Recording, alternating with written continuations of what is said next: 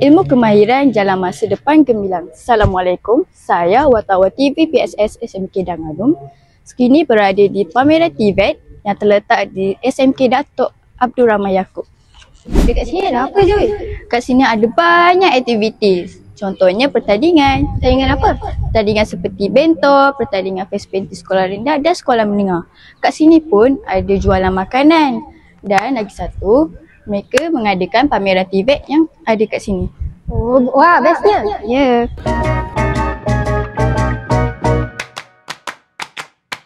The skyscrapers causing vertigo. The countdown begins in Tokyo.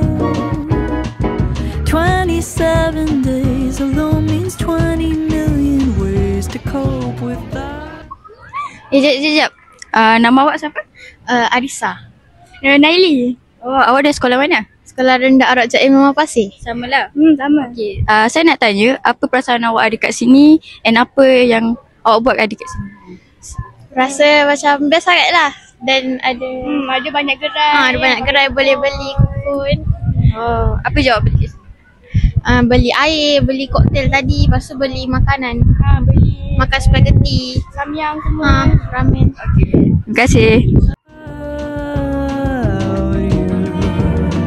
I'm in a reckless fever, love-struck girl, I tease her. Thought I'd never be her. Quite the job you've done on me, sir. You've been hosting parties. In my mind, I'm working overtime. Hai, nama awak siapa? Nama saya Nurul Nabila. Awak dari sekolah mana? Sedari. Oh, saya nak tanya, apa je awak join kat sini?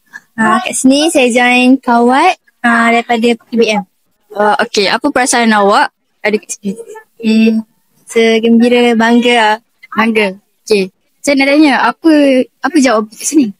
Beli air green tea, makanan semua. Okay, terima kasih. Have you in my world? Oh, what a curse it is to be a lover girl. Forced to get creative, wrote my feelings down. The independent lady in me's nowhere to be found. I can't wait another day to see you. How embarrassing to be this way.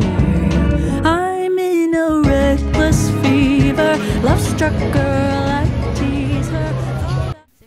Assalamualaikum cikgu. Salam. Okay, saya nak tanya, apa perasaan cikgu sebab menjadi tuan rumah kat sini?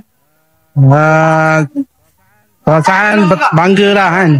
Jadi pertama kali sekolah sedari menganjurkan kaliber TVET peringkat kebangsaan. Sangat meriah. Betul. Dan kita terima lawatan daripada ramai sekolah kan. Jadi kita berbesar hati lah untuk datang sama-sama menjayakan karnival TVET gini. Apa harapan cikgu terhadap program ni? Harapan saya agar program macam ni TVET ni akan membuka mata masyarakat lah berkenaan dengan program TVET ni kan. Sekarang ni kita tengok macam kursus-kursus banyak berkenaan dengan teori, tapi sebenarnya TVET ni pun banyak membantu para pelajar untuk dapatkan kerja selepas daripada graduasi lah. Okay, terima kasih cikgu. Saja episod kita pada kali ini. Macam seronok tak? Dapat tengok pelbagai pameran yang ada kat sini. Jangan lupa nantikan episod yang akan datang. Bye-bye.